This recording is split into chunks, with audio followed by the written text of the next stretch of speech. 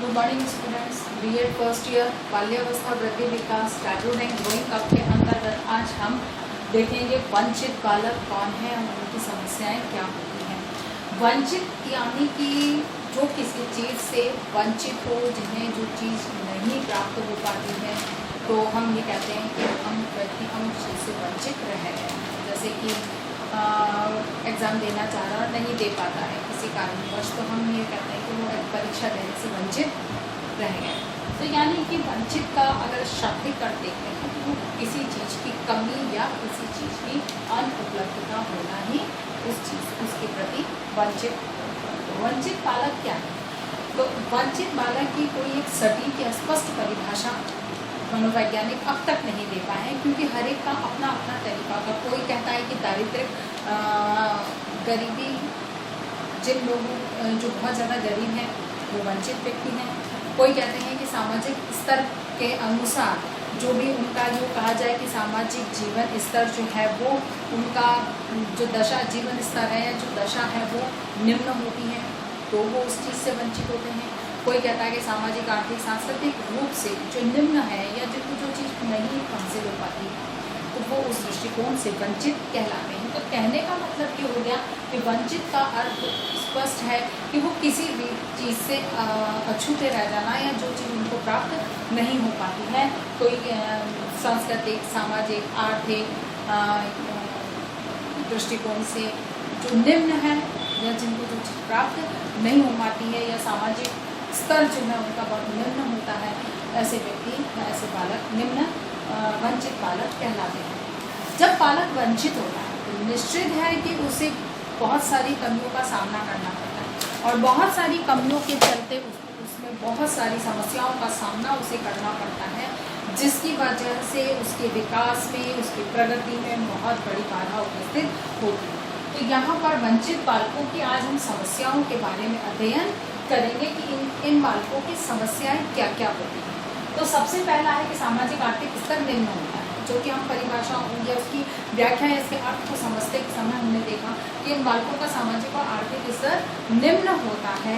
समाज के औसत व्यक्तियों से भी उनका निम्न स्तर होता है। इसी वजह से वो हर समाज के हर क्षेत्र में वंचित रह जाते हैं। यूँ कहा जाए कि समाज पे किसी एक सम्माननीय कार्य की या कोई उत्तरदायित्व की बात आती है तो ऐसे वंचित जिनका कि स्तर निम्न है उनको वो उत्तरदायित्व नहीं सौंपे जाते हैं, क्योंकि उन सबको लगता है वो नहीं कर सकेगा। आर्थिक जो वंचितता है उसमें व्यक्ति आवश्यक संसाधन नहीं जुटा पाता है, तो ऐसे में इनका सामाजिक और आर्थिक स्तर जो होता है वंचित बालकों की सबसे पहली जो समस्या है वो निम्न स्तर होना है। दूसरा है सांस्कृतिक स्तर पर निम्न, क्योंकि ये सांस्कृतिक दृष्टिकोण से भी देखा जाए, क्योंकि संस्कृति में सभी चीज़ें सम्मिलित होती हैं, तो उस दृष्टिकोण से भी बालक में निम्न स्तर पाया जाना उनकी समस्या का एक कारण बनता है या वंचितता का एक कारण बनता है। फिर मूल्य स्तर निम्न होता है, इनके कोई मूल्य नहीं, जो यूँ कहा जाए कि मूल्यों की जो बात आती है तो वहाँ पर ये उन मूल्यों के प्रति इतने सजग नहीं होते हैं, उनके प्रति ये स्वीकार नहीं करते हैं। इसी कारण से इनका मूल्य स्तर जो है वो निम्न पाया जाता है, क्योंकि जो वंचित वातावरण के बीच में जो व्यक्ति रहता है तो अपने आवश्यक संसाधनों को जुटाने के लिए सबसे पहले इन मूल्यों का ही हनन वो करता है या इन मूल्यों को वो तोड़ता है, इसीलिए इनका मूल्य स्तर निम्न होता है। फिर नेक्स्ट से सांसारिक ज्ञान की कमी होती है। अपने आसपास के जितने भी समाज है या अन्य प्राणी हैं इनके प्रति किस प्रकार का व्यवहार होना चाहिए, किस प्रकार से उन्हें अच्छे से, जैसे अभी हमने एक बहुत दयनीय मतलब बहुत गंदा उदाहरण हमारे सामने था कि एक गर्भवती उसको हथिनी को अनानास के अंदर पटाखे भर के और उसे खिला दिया गया। तो ये क्या है, उन्हें इन सांसारिक ज्ञान की अनुभूति नहीं है, ऐसे व्यक्ति ऐसे कार्यों को करते हैं। उसके बाद है पर्यावरणीय अनभिज्ञता। अपने आसपास के वातावरण के प्रति बालक बिल्कुल अनभिज्ञ होता है, कहाँ पर क्या हो रहा है, कोई कहाँ पर कौन रह रहा है, क्या घटना घटित हो रही है, उसके प्रति इनको किसी भी प्रकार की कोई जानकारी नहीं होती।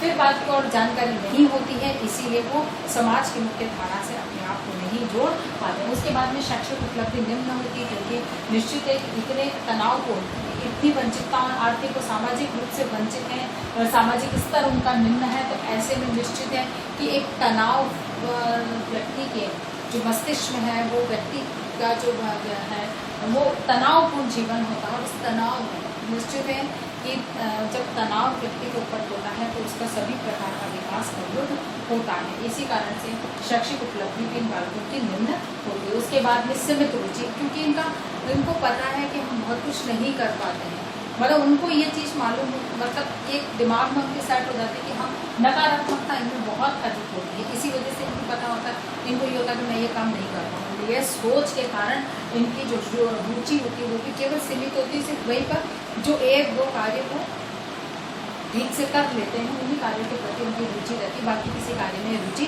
नहीं रखते। फिर हीनता की भावना, क्योंकि कुछ उपलब्ध नहीं हो पाता है तो अपने आप इनमें हीनता की भावना आने लगती है। फिर निम्न आकांक्षा स्तर, क्योंकि इनका आकांक्षा स्तर भी बहुत निम्न होता है, क्योंकि उनको पता है कि हम नकारात्मक सोच की वजह से ये लोग सोचते हैं कि हमें ये चीज़ उपलब्ध नहीं हो पाएगी, इसलिए इनमें आकांक्षा स्तर भी बहुत निम्न होता है। फिर बाद में चिंता, भय, इनका हर समय ग्रसित रहते हैं, यानी कि इनका भय, इन पे हर समय चिंता बनी रहती है कि मैं इस कार्य को कैसे करूँगा, मेरे को पता ही है मैं नहीं कर पाऊँगा, मैं कैसे करूँगा, मेरे को कुछ उपलब्ध करना है, मुझे नहीं मिलेगा। हर समय उनके ऊपर चिंता हावी रहती है, भय हर चीज़ पर इनका बना रहता है, और इसकी वजह से इनमें जो विकास है इनका अवरुद्ध होता है। उसके बाद में है निम्न बौद्धिक स्तर। निश्चित है कि इनका बौद्धिक स्तर निम्न होता है, क्योंकि ये पूर्ण रूप से असुविधापूर्ण जीवन को व्यतीत करते हैं, वंचित जीवन व्यतीत करते हैं। अतः निश्चित इनमें अपने आप ही बौद्धिक स्तर जो है वो क्योंकि पोषण भी इनको ढंग से प्राप्त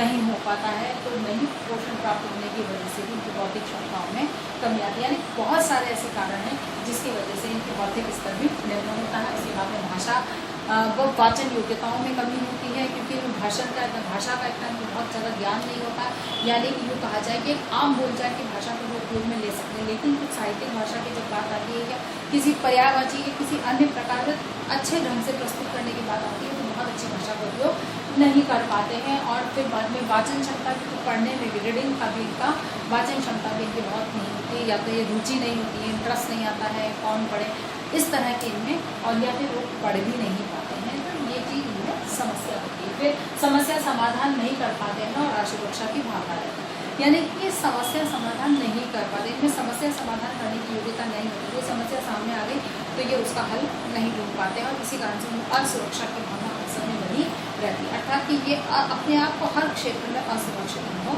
करते हैं। उसके बाद में स्मृति स्तर। निश्चित है कि जब बौद्धिक क्षमताएं इनकी कम होंगी, इनका रुचि सीमित होगी, शैक्षिक उपलब्धि इनकी कम होगी, तो निश्चित है कि इनका जो स्मृति स्तर है वो भी निम्न होगा। इसी वजह से इनमें शैक्षिक उपलब्धि भी निम्न होगी, बौद्धिक स्तर भी इनका निम्न होता है। फिर बाद में आत्मप्रेम और अंतर्मुखी होते हैं, ये खुद से बहुत अधिक प्रेम करते हैं, अंतर्मुखी होते हैं, बहुत जल्दी सबसे बातचीत ये नहीं कर पाते हैं, सबसे मिलजुल कर नहीं रह पाते हैं। कि सूचना संसाधनों के विश्लेषण की क्षमता, यानी कि जो सूचना और संसाधन जहाँ से इनको सूचनाएं प्राप्त हो रही हैं उन सूचनाओं का विश्लेषण नहीं कर पाते, और जब ढंग से विश्लेषण नहीं कर पाते हैं तो बहुत जगह समस्याओं से घिर जाते हैं, और उनके समाधान फिर वो उनको खुद को खोजना भी नहीं आता। इसीलिए सूचना संसाधनों का संश्लेषण नहीं कर पाते कि ढंग से विश्लेषण करके उसको समझ पाए, इनकी इसमें योग्यता नहीं होती। फिर संवेगात्मक अस्थिर होते हैं। निश्चित है कि बहुत सारी इतनी सारी समस्याओं से जब वो मतलब इनको किसी प्रकार की उपलब्धि प्राप्त नहीं दिखती है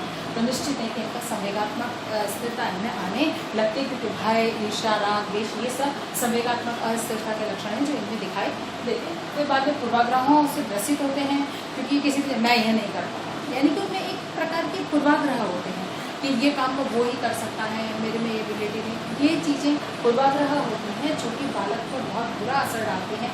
साथ ही अपनी आवश्यकताओं की पूर्ति के लिए ये बुरी आदतों या संगतियों में भी पड़ जाते हैं, गलत कार्य करने की प्रवृत्ति बढ़ती चली जाती है, और लास्ट में नकारात्मक सोच होती है, और नकारात्मक सोच की वजह से ही बालक किसी भी चीज़ को हासिल नहीं कर पाता है। अर्थात वंचित बालकों की जो समस्या है, इन्हीं समस्याओं के चलते बालक के विकास को ये जो समस्या है वो अवरुद्ध करती है। आशा करती हूँ कि ये बात समझ में आई होगी। इस आधार पर आपको प्रश्न हल करना है कि वंचित बालक कौन होते हैं, उनकी समस्याओं का वर्णन कीजिए। धन्यवाद।